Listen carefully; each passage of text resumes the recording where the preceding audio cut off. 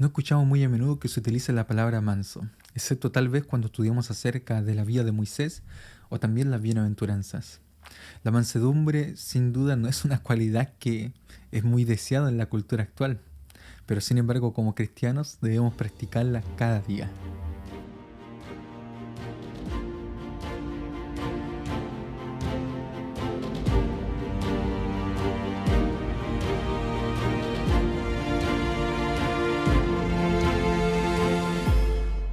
Hola a todos, les habla el pastor Esteban Díaz. Estoy contento de poder estar junto a ustedes nuevamente en Escuela Sabática Simple. En este lugar nosotros repasamos y estudiamos la palabra de Dios. El título de la lección de esta semana es Templanza en el crisol. A lo largo de todas las lecciones que hemos tomado durante todo este trimestre, hemos estudiado lo que es el crisol, es decir, pasar por el fuego de la prueba, pasar por el medio de las dificultades para poder ser pulidos, para poder formar un carácter, para poder ser idóneos para el cielo. Todo esto puede ayudar en nuestra vida espiritual. Pero cuando nosotros hablamos de templanza, ¿a qué nos estamos refiriendo? Tengo acá anotadas algunas definiciones. Templanza se define como la actitud de calma y tranquilidad ante situaciones de estrés. Estamos calmados, estamos tranquilos frente a dificultades grandes, o también como la moderación ante los placeres y los excesos. Generalmente, ante la comida, nosotros hablamos de practicar la templanza, ser moderado. Bueno, eso es lo que nosotros vamos a tratar de estudiar en esta lección y vamos a hablar también acerca de lo que es la mansedumbre. El versículo para memorizar se encuentra en Mateo capítulo 5, versículo 5 y dice lo siguiente: bienaventurados los mansos porque ellos recibirán la tierra por heredad. Si nosotros queremos recibir la tierra, si queremos ser herederos de Dios, entonces debemos practicar la mansedumbre, algo difícil en estos tiempos. Queridos amigos, acompáñenme para poder comenzar este estudio con una oración. Oremos juntos. Bendito Padre Celestial, te damos las gracias porque podemos juntarnos nuevamente para poder estudiar tu palabra. Y te agradecemos porque, sin duda, en aquellos momentos difíciles, tú siempre has estado presente en nuestra vida. Lo hemos estudiado a lo largo de estas lecciones. Y quizás en este momento hay alguien que está pasando por una dificultad. Yo te ruego que tú lo puedas sostener. Yo te ruego que tú lo puedas ayudar, que en medio de esa prueba pueda haber tu mano poderosa sosteniéndolo, Señor. Ayúdalo, bendícelo, Señor, y quédate junto a nosotros en este momento que vamos a abrir las Escrituras. Pedimos esto en el nombre de Jesús. Amén. Partimos anteriormente definiendo lo que era templanza. Ahora vamos a definir lo que es mansedumbre. Según el autor de la lección, la mansedumbre se puede definir como soportar el agravio con paciencia y sin resentimiento. Vuelvo a repetir. Soportar el agravio, la ofensa, con paciencia, ser paciente y sin resentimiento, sin guardar ningún tipo de rencor o sin reaccionar. ¿Fácil o difícil? ¿Lo podemos hacer? Difícil, ¿no? Y es porque siempre cuando alguien nos ofende, cuando alguien nos agravia, cuando alguien hace algo en contra de nosotros, rápidamente nosotros reaccionamos y queremos pagar con la misma moneda que nos pagaron a nosotros. Queremos hacer exactamente lo mismo. Y si siempre practicáramos la ley de talión, es decir, ojo por ojo, diente por diente, seguramente que nadie tendría ojos y nadie tendría dientes. Por eso es difícil ser manso. Por eso es difícil, ¿cierto?, practicar esto que no es valorado en la sociedad actual, como dijimos en delante. Es decir, nadie quiere ser manso, porque es un símbolo hoy en día de debilidad. Es decir, nos mostramos débiles ante las demás personas y nadie quiere mostrar debilidad. Pero lamentablemente esto es un concepto que no proviene de la escritura, sino que proviene de la filosofía moderna, del secularismo y sobre todo de alguien que quiero hablar, que es Friedrich Nietzsche. Friedrich Nietzsche era un filósofo alemán que nació en 1844, murió en el año 1900, fue uno de los más críticos de la moral cristiana y sobre su concepto de humildad y también sobre el concepto de mansedumbre. Nietzsche, que en vida, ¿cierto?, perdió a su padre a temprana edad y también a otros muchos miembros de su familia, él decidió estudiar filosofía, lenguas clásicas también, y se interesó en la cultura griega. Y cuando se interesó en la cultura griega, se dio cuenta, ¿cierto?, y concluyó que Europa había perdido su antiguo vigor. ¿Cuál antiguo vigor? ¿Ya? ese vigor fuerte. ¿Y quién era el culpable de que Europa perdiera su antiguo vigor? El cristianismo, que se impuso, ¿no? En toda la sociedad occidental, el cristianismo. Y Nietzsche pensaba que el cristianismo le había robado a Europa su cultura clásica griega y romana de heroísmo, poder, nobleza, ¿no? Entonces Nietzsche planteó dos tipos de moralidad. ¿Qué tipo de moralidad? En primer lugar, existe la moral de los amos y después la moral de los esclavos o los débiles. La primera moral, la de los amos, es acción y la segunda, ¿cierto?, es reaccionaria.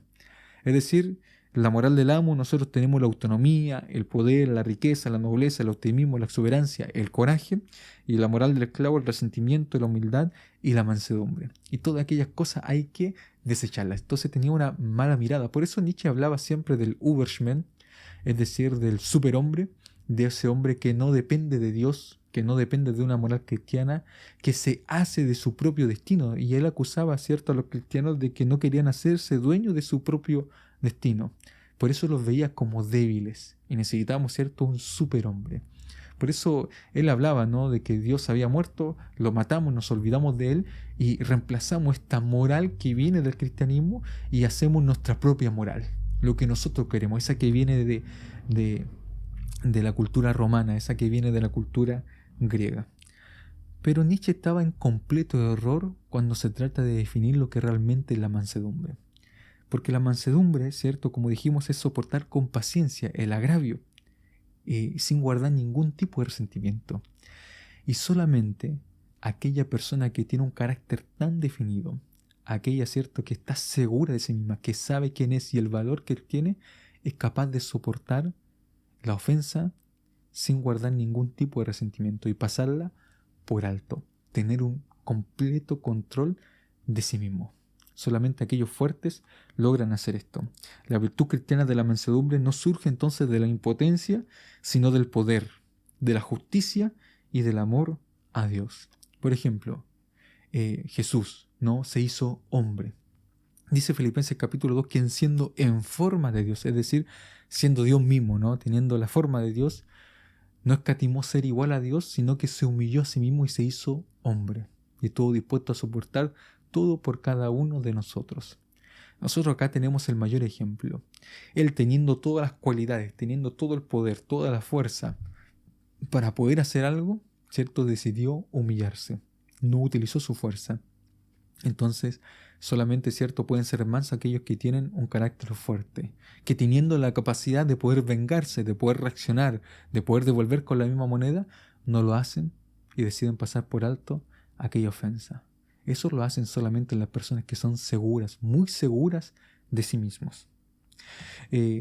Quiero que abramos ahora nuestras Biblias y vayamos al libro de Ezequiel, porque por allí partía la lección. Ezequiel capítulo 24, versículo 15 al 27 nos muestra la muerte de la esposa de Ezequiel. Y voy a leer los primeros versículos.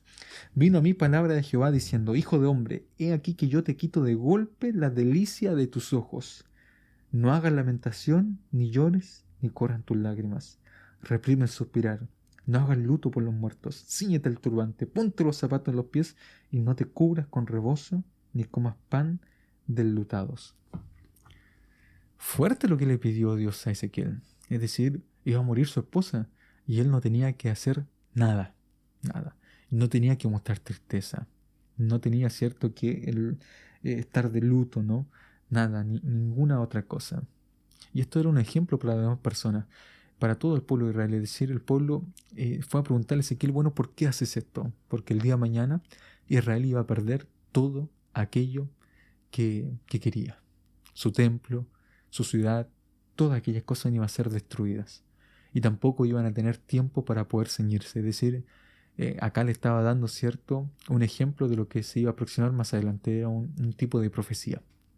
Ahora, el ejemplo de Ezequiel es claro, es decir, él fue obediente a la palabra del Señor porque él tiene esperanza y confía en su Señor.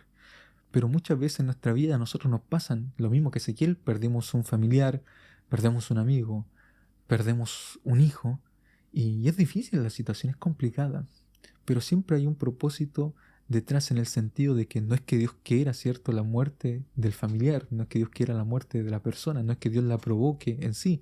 Sabemos que vivimos en un mundo de maldad, donde el pecado abunda y pueden pasar estas cosas. Pero estas cosas, estas experiencias pueden ayudarnos a nosotros a ser ejemplo en las demás personas en el sentido de que podemos apoyarlas, que podemos ayudarlas, que cuando nosotros pasamos por las mismas dificultades podemos sostener a las personas. ¿Cuántas veces Dios utiliza, ¿cierto?, nuestro quebranto, cuando estamos rotos, cuando hemos pasado por una mala situación, para que otras personas puedan, ¿cierto?, a través de nuestro ejemplo, y puedan conocer más a Dios. Es increíble cuando uno decide perseverar en el Señor. A veces Dios, ¿cierto?, toma nuestros pedazos rotos, desarmados, ¿cierto?, y puede de alguna manera rearmarlos otra vez para poder ayudar a otras personas. Y eso es lo que nosotros tenemos que hacer. Tenemos que ayudar a otras personas cuando pasen por las mismas situaciones que nosotros. Tenemos que saber, ¿cierto?, dominarnos, controlarnos, ¿cierto?, mostrar esa esperanza, esa seguridad de que en Dios las cosas siempre van a terminar bien. Pero sin duda que no es fácil. El día lunes hablaba de interceder pidiendo gracia. En Éxodo capítulo 32 nosotros tenemos la historia de Moisés intercediendo por el pueblo de Israel cuando este pueblo se había apartado de Jehová. Es decir, no había pasado mucho tiempo en que Dios lo había liberado, y Moisés se fue al monte a buscar los mandamientos de Dios, a hablar con el Señor, a estar en presencia de Él, y ya el pueblo empezó a desconfiar. Entonces tomaron los zarcillos de oro, todas las cosas de oro que tenían, y Aarón les hizo un becerro y empezaron a adorarlo y empezaron a hacer fiesta. Entonces no habían durado nada. Es decir, Dios los sacó, Dios los liberó y ahora miren cómo estaban. Ese pueblo no merece nada, nada. Y constantemente le iba a producir más adelante problemas a Moisés. Se iban a quejar, ¿no? Iban a hablar más de él, sus propios hermanos, y así, y así. Pero aún así, Moisés mostró misericordia. Aún así, Moisés suplicó por su pueblo para que Dios mostrara gracia. Dios dijo, ¿no? Bueno, vamos a destruir este pueblo y voy a hacer un pueblo de ti, Moisés, nuevo, completamente. ¿Por qué pasó todo esto? ¿Por qué, cierto, Dios atendió al pedido de Moisés y decidió, cierto, él interceder por ese pueblo para que ese pueblo continuara? La lección hablaba de dos cosas importantes. En primer lugar, el ofrecimiento de Dios de destruir al pueblo rebelde y bendecir a Moisés fue realmente una prueba para él, fue muy tentador. Dios quería que Moisés demostrara cuánta compasión sentía él por este pueblo desobediente, es decir, Moisés. Ahora que son rebeldes, ahora que no merecen nada, ahora que se fueron tras otro Dios, que quebrantaron el primer mandamiento. Ahora Moisés, ¿está dispuesto a mostrar compasión? Ahora, también este pasaje muestra que la oposición y la desobediencia son un llamado a demostrar también gracia. Y Moisés la demostró. Porque la gracia se demuestra cuando las personas no merecen nada. Es decir, nosotros somos pecadores y merecemos morir como dice la ley. Pero aún así, Dios tiene gracia para con nosotros. Y Dios está dispuesto a salvarnos a cada uno. A pesar de que nosotros somos rebeldes, nos alejamos del Señor, no somos obedientes a su ley, constantemente nos quejamos o a veces renegamos de Él.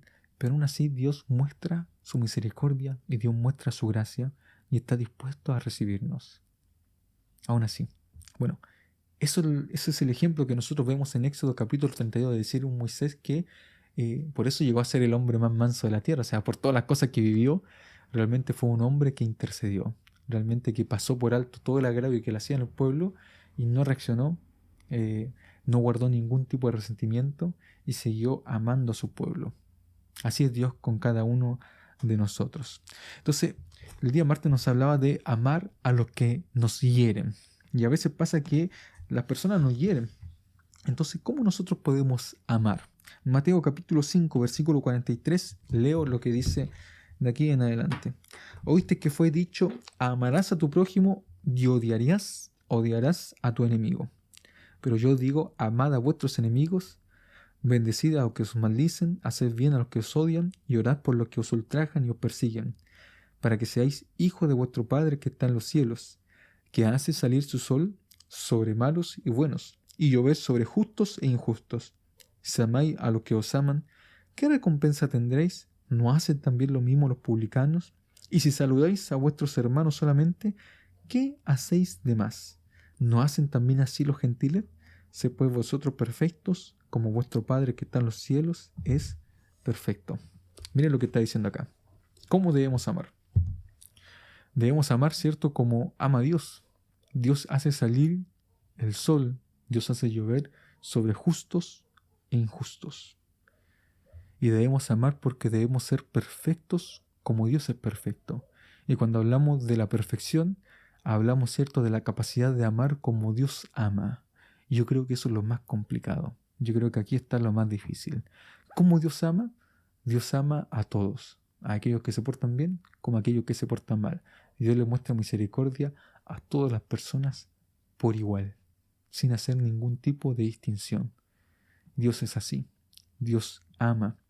Eh, entonces, si a nosotros nos hieren, si a nosotros, ¿cierto?, tenemos un enemigo, acá nos dice que tenemos que amar a nuestros enemigos y tenemos que orar por ellos. A orar, ¿cierto?, por aquellos que no nos hacen el bien. Orar por aquellos, ¿cierto?, que nos odian, que nos ultrajan, que nos persiguen, para que así nosotros podamos ser hijos de Dios. Porque esto es lo que hizo Jesús. Y esto es lo que nosotros debemos hacer. Amar, ¿cierto?, a las personas que nos hieren. Mostrar misericordia. Eso es amar. Ser misericordioso, mirarlos con compasión.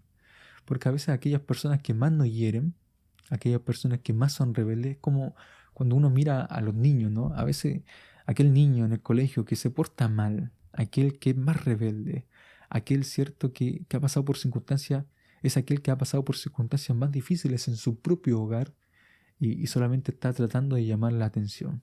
Es verdad que hay personas que realmente, ¿cierto?, tienen su conciencia cauterizada, personas que son malas así como de corazón, el enemigo ha entrado, ¿cierto?, en ellas, pero aún así nosotros debiésemos tener compasión de esas personas y decir, pobre persona, ¿no?, que eligió un camino, ¿cierto?, que no es el correcto.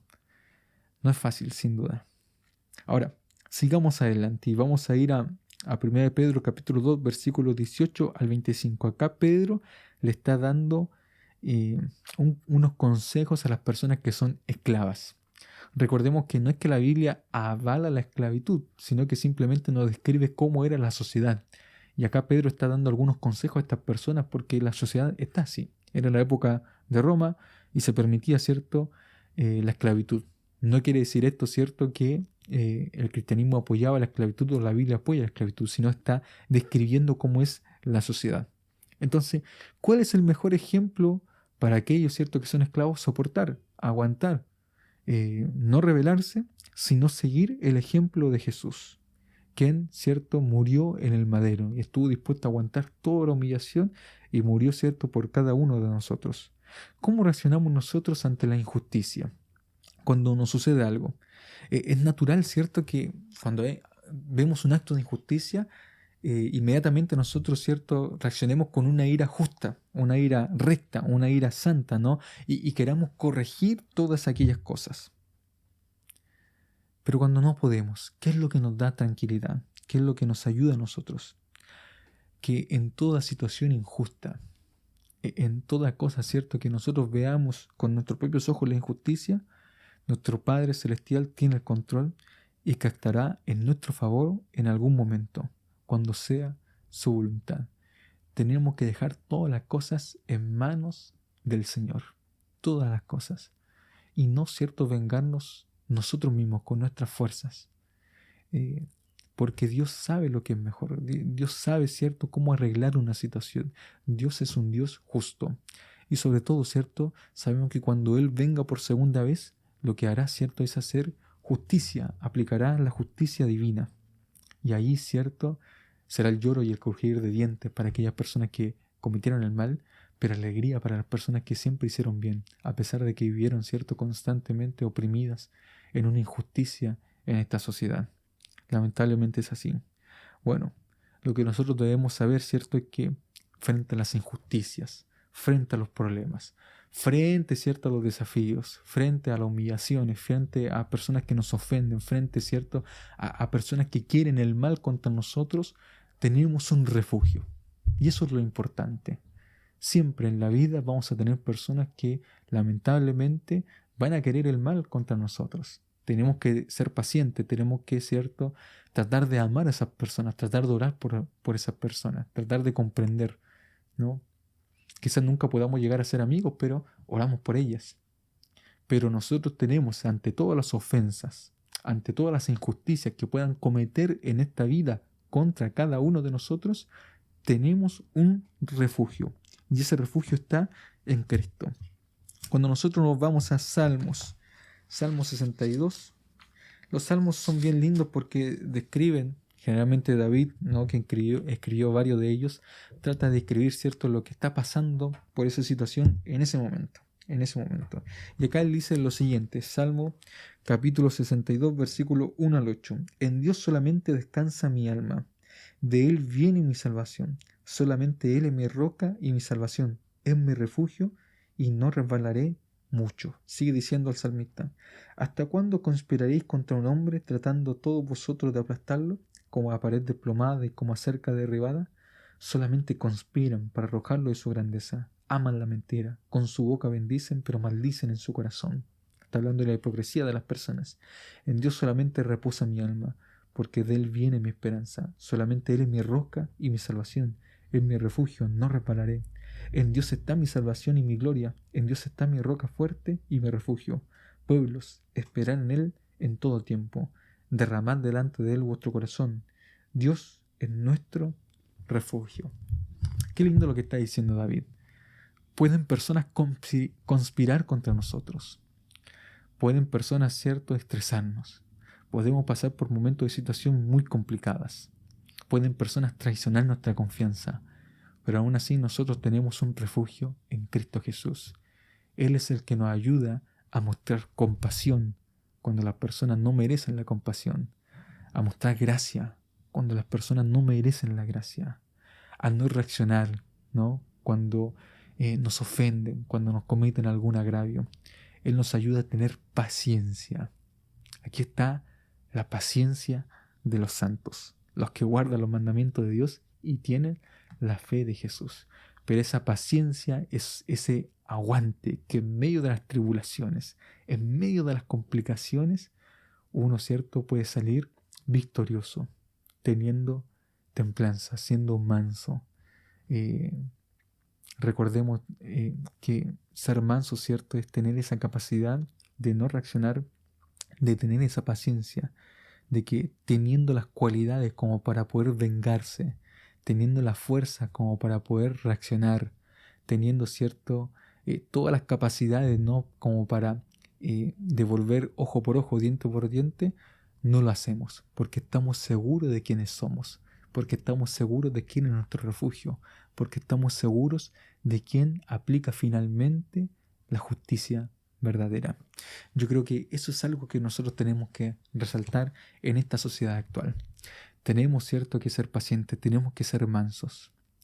Pidámosles al Señor que nos pueda ayudar cada día, porque no es fácil poder practicarlo en el día a día, pero tenemos que hacerlo como cristianos. Aunque aparentemente por la sociedad seamos personas más débiles, las personas cuestionan el por qué no hace algo, por qué no te vengas, por qué no acusas, ¿cierto? ¿Por qué no demandas? ¿Por qué ante tal situación, ¿cierto?, no te vengas, no deseas el mal? ¿Por qué? Porque sabemos en quién creemos, porque sabemos, ¿cierto?, que Dios es nuestro refugio y porque sabemos que Él es justo y llegará el momento donde Él aplicará su justicia. Por eso nosotros estamos tranquilos, calmados, en paz, en serenidad, ¿no?, seguros, ¿cierto?, de en quién creemos y seguros de que Dios hará justicia a su debido tiempo. Que Dios nos guíe, que Dios te ayude. Vamos a orar para poder terminar. Bendito Padre Celestial, te damos las gracias porque podemos estudiar tu palabra. Gracias, Señor, por esta lección. Ayúdanos, Señor, a poder practicar la mansedumbre, a ser pacientes, a tener misericordia, a tener compasión de las demás personas, Señor. Aún, Señor, cuando nos ofenden, aún cuando nos maltratan, aún cuando desean el mal para nuestra vida, ayúdanos a practicar esos principios que finalmente nos dan paz en el corazón. Y eso es invaluable, Señor. Solamente tú lo puedes dar. Ayúdanos, Señor, cada día, te lo pedimos en el nombre de Jesús. Amén. Que Dios te bendiga.